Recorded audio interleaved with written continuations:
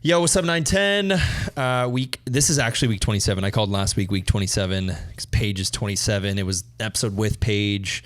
I thought that would be cool, but this is actually... It's kind of sweet on your behalf. Week 27. I tried. Thing you're doing for her. I tried. Yeah. Almost immediately after I forgot how many weeks pregnant we were, though. So it it wiped it out immediately. Got ya. Today is 25 weeks. Wow. Kind of crazy. That's awesome. Baby girl number 2 coming on the way. I got my guy, Connor McFadden here. We taught this weekend. If you missed it and you're watching this, you should go back and watch the sermon. Yeah. And then watch this. We got to talk all about service, which has really been a role that you've almost stumbled into at North Coast. Right? You've been here for 12 years now, but you got hired at North Coast as a therapist, right? Or did you get hired as a pastor and then... Because you're both. It's like this dual role. You're like Batman. Yeah.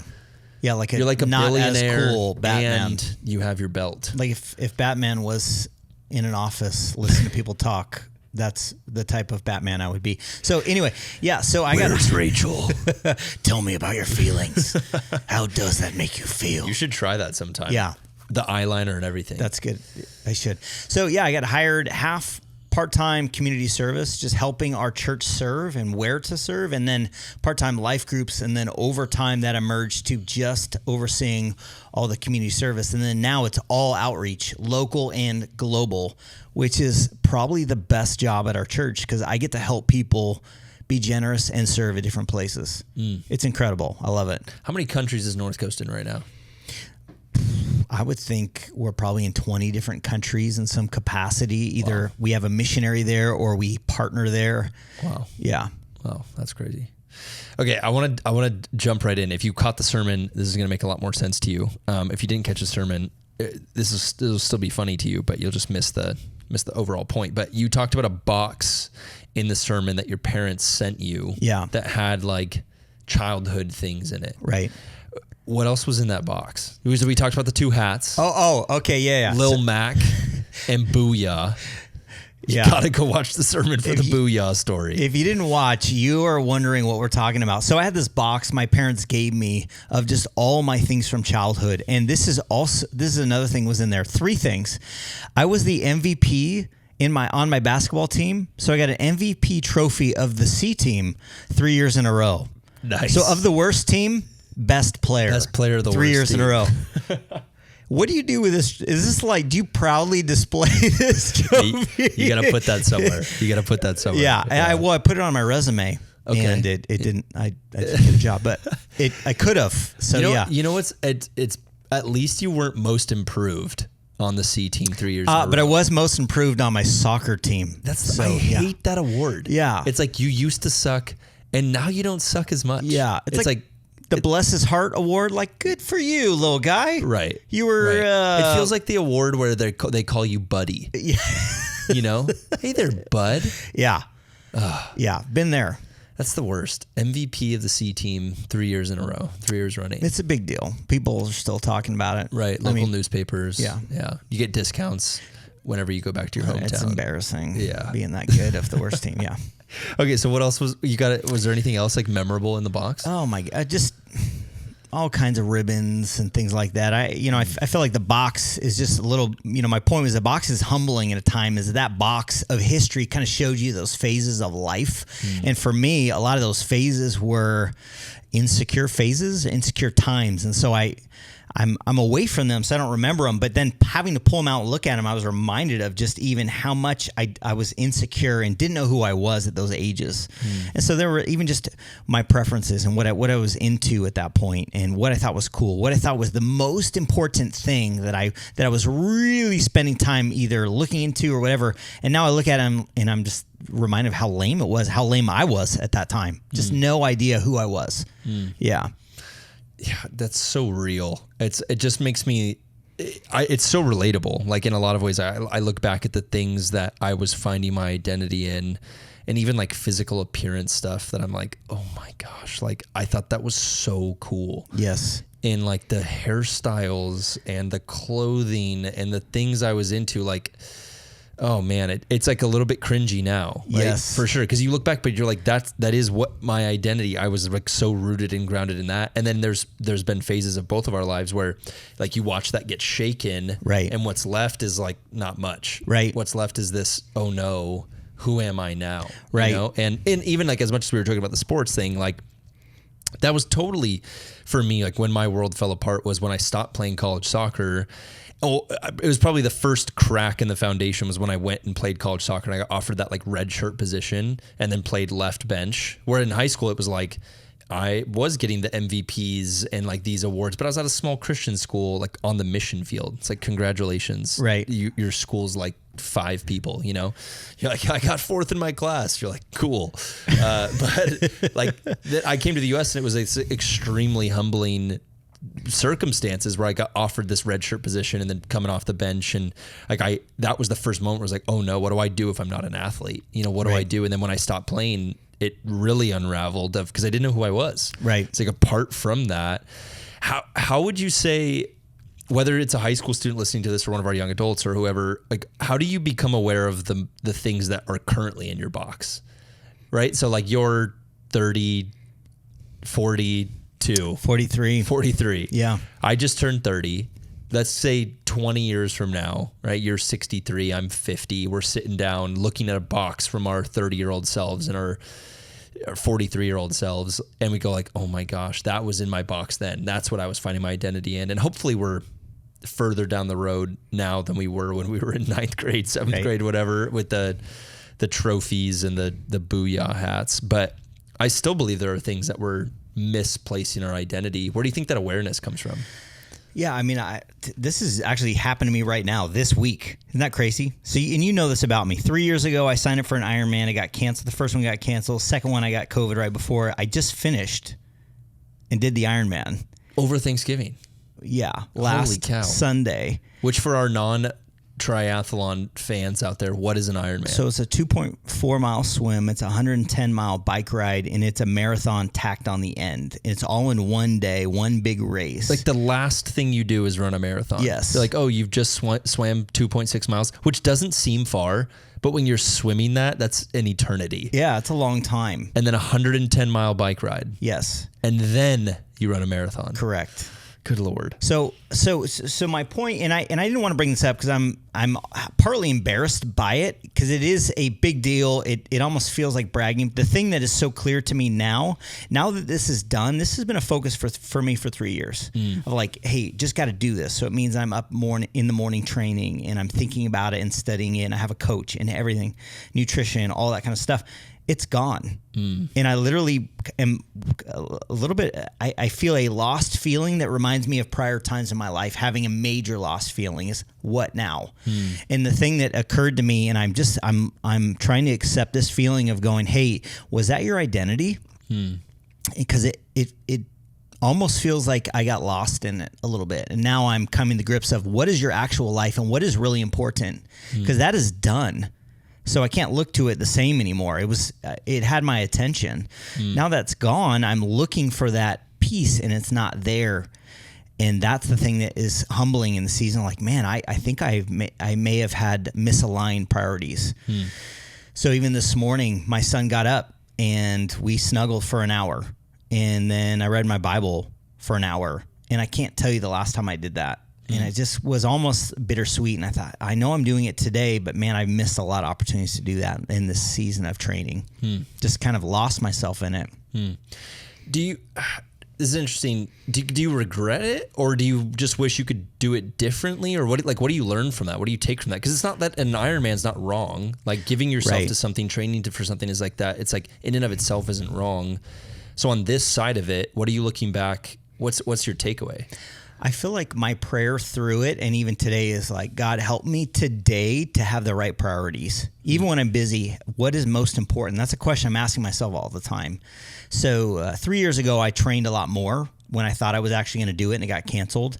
This time, I trained a lot less, and I feel like there was more dad than the prior 2 years. But really was like a daily prayer of, God, what's most important today? And why am I doing what I'm doing? And are you finding your identity in this Ironman, or are you finding it in being a son, of Jesus. And whatever has our attention, you'll find that becomes an idol. It's an idol in my life. It's a thing that I'm looking to for who I am. And when that gets toppled over, when that's no longer there, you see how much of an idol it could become. So I'm not sure what the outcome or even how to answer that is. I feel like for me, I've been praying a lot about that. How do I have the right priorities today? And it takes daily prayer, because I could easily get lost in it any day of the week. Just get sucked right into whatever's calling my name. And it only, take one day and then multiply that by 7 days, and a week later and then a month later, you've completely lost yourself and your focus. And it's just that easy. Dang. Okay, but you got to be honest with me. Do you look at 13.1 stickers and kind of laugh at them? No comment. And I feel like everyone's like, are you going to get the Iron Man tat? And you may not know what this is, but like people get the tattoo. It's pretty big. It's on your calf once you've done one. And I kind of feel like maybe you play it off like once you've been there, you don't need to do that. Ooh, I like that. Yeah. It's kind of like when my dad used to always say this, like when somebody scored a touchdown in the NFL and it was like one of their first touchdowns and they celebrate like huge. Yeah. My dad always said, hey, act like you've been there before. Yes. And I kind of like that mentality. I kind of like it too. It's like, you don't have to I'm not saying you got to be like too cool for school. Like it's cool. It's good to celebrate things, but it's also like, act like you've been there before. Maybe a tiny one. Maybe like a mole-sized one that only I know about. On the small of your back. On the lower back Iron Man. There you go. Yeah. There you go. No offense to my half marathon people out there. Which is a huge feat. It is a huge feat. Yeah. It is a huge feat. One of my favorite comedians, he like roasts people that celebrate half marathons, because he's like, since when can you celebrate doing half of something? Like, I did half of a workout today. Like, yay me. Yeah. It's just kind of funny. Like, I read half of a book. It's like, did you finish it? Well, no. Here's the thing, even about Ironman, there's still bigger events and harder events. Sure. But anybody looking at an Ironman and scoffing at it is just dumb, because that's probably true. An Ironman is gnarly. It's gnarly. I guess for me though, here's what I caught myself doing. Even at the very end, I was exhausted, and the next day I'm like, what's even bigger than that? Wow. And I feel like that's just that is the human condition. It's a human condition of what next, what's bigger, even when you just conquered the biggest thing you've ever done in your entire life. That is absolutely the human condition. Did not satisfy at all. It does not. Not even maybe for one day. Why can't we learn that though? It's nuts. That it is like the most unlearnable human concept, that like you always will want more. Like, right. We are bottomless pits of desire. Right. But I can't wrap my head around that. Like, to me right now, I'm like, if I had a 2023 Tundra, like tricked out exactly how I wanted it, like I would be happy. Yes. And I can convince myself of that, like legitimately. Right. But like I had a nice Tundra. I had like a 2019, like 7,000 miles on it. Like it was like a great truck. And eventually it was like, yeah, no, it's great, And I have friends that make like way more money than are further down the road that are like, their friends will be in Ferraris and Bentleys and these cars, and then you just go like, it's just a car. Totally. But I'm like, in my mind, I know that conceptually, but I can still convince myself, but if I had what they had, it'd be different. Right. Right? Like you always want what you don't have. Always. Paul talks about it being the secret, like learning the secret of being content. And it really is. It's something we have to pursue. That's so hard. It is so hard.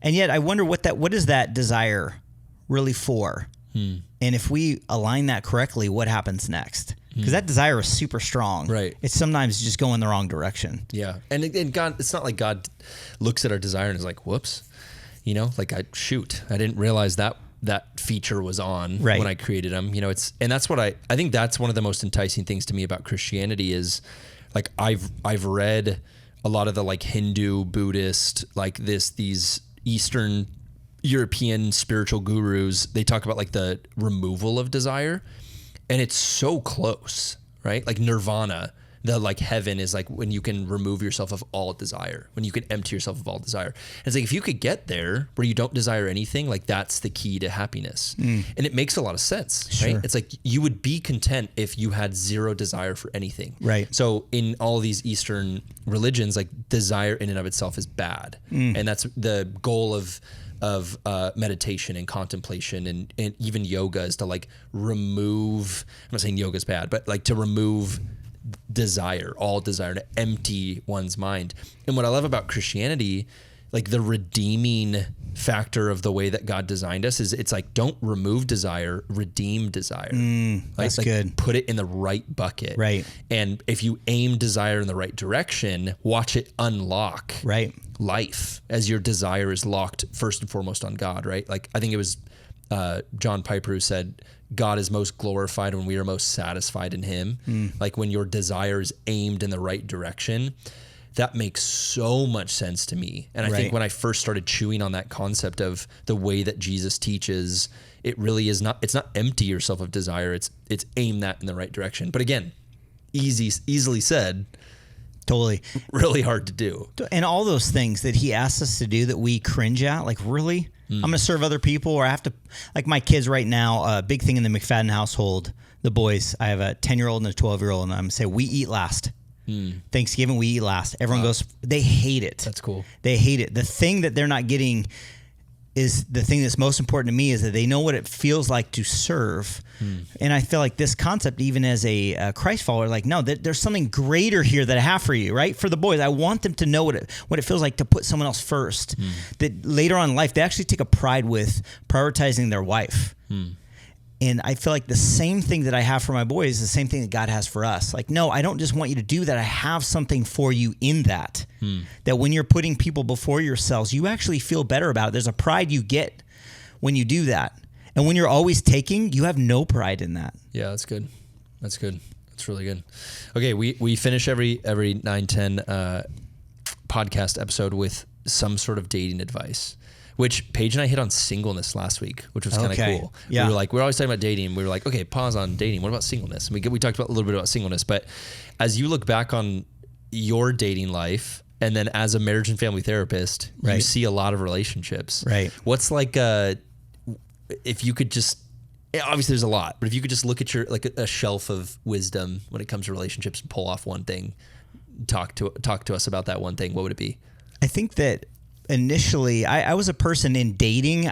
I was a strong feeler initially. Like, oh my gosh, even within the first few dates, the feeling was strong, which scared me. I was like, oh, is this it? Is this my wife? Like, I've hung out 2 times with her. Right. So the feeling was so strong that it had me thinking yes. And then so quickly, that feeling would go away. So I think if you could buy yourself some time, you see what you actually have. Don't follow the feeling, but really slow that down and then pull in people who see what you don't see. We often seek out people who are going to tell us what we want. Right. Like, he's pretty cool, right? You guys love him, right? You see what I see, right? And we lead them. It's so much better to pull in someone who cares enough to tell you the truth and ask them what they see, because they see something you don't. I feel like that slows things down and gives you an accurate picture of your relationship. So good. And it just allows your brain to catch up to your feelings. So good. Golly, I was the same way. Yeah. I fell in love in like 3 hours. Ugh. I was such a romantic too. I think the thing I have pride in is I never said I love you to a girl. Paige is the first girl I ever said that to. Like, for whatever reason, I made a lot of other mistakes. Like, every mistake in the book, you name it, I made it. But it's like that one was sacred for me. And so I never like expressed that, but I for sure felt it. Oh yeah. It was like, this is the girl, you know? Totally. And it was a 4-month mark for me. It was like science. It was like 4 or 5 girls at 4 months. It just was like, I fell out of love. Oh yeah. Right? And it just, I think that is always my like catchphrase is like, keep it light and fluffy. Like as long as possible, because you'll understand. Let your brain catch up. I love that you said that. Or just keep it light and fluffy. Dude, it's the hunt. Have for fun. Me. I was like the hunter. Oh man. I was all about the hunt.